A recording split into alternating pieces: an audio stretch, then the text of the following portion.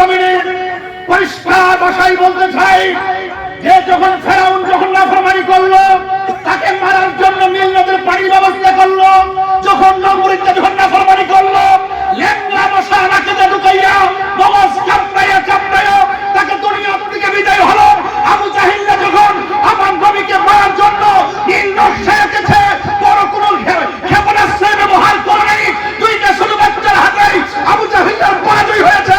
আমি বলতে চাই যুগে যুগে যারা নাফরমানি করবে তাদেরকে ধ্বংস করার জন্য বড় কোনো কামান লাগে না, ছোট কামানই যথেষ্ট। কথা বলেন ঠিক না?